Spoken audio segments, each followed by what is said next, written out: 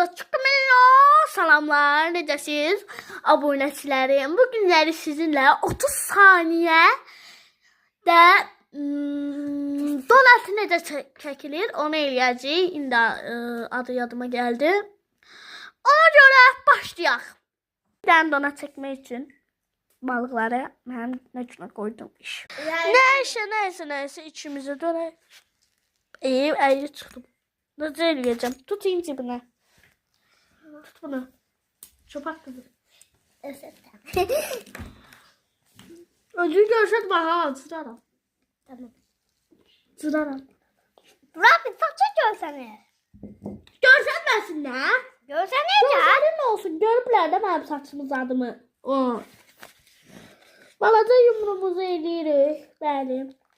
Sayıram bu arada. Neçə saniye oldu ben bilmedim. Ancak bir dakika falan olmuştu. Ya da 45 saniye falan oldu. Yani benim çekmeyim böyle bir şey oldu.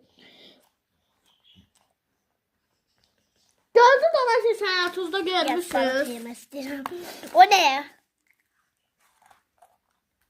Alın benim 30 saniye. 30 saniye. Benim neçə saniyeli donatım.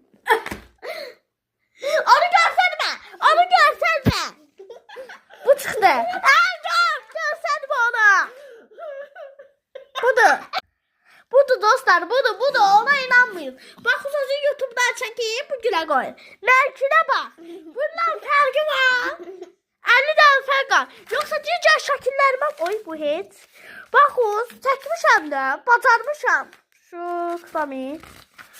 Çəkmişəm, bacarmışam. Məktubu bacım çəkdirdim mənə. Baxın, çəkmişəm. Əmək ulan, əmək.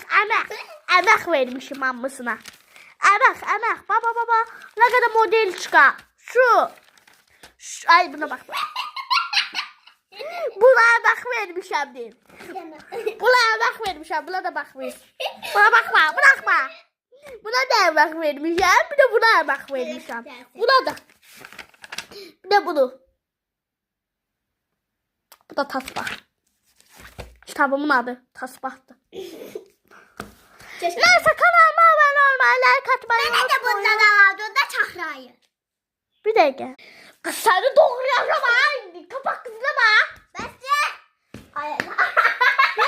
Videoya çekildi. Ben sana nasıl şikayet verdim.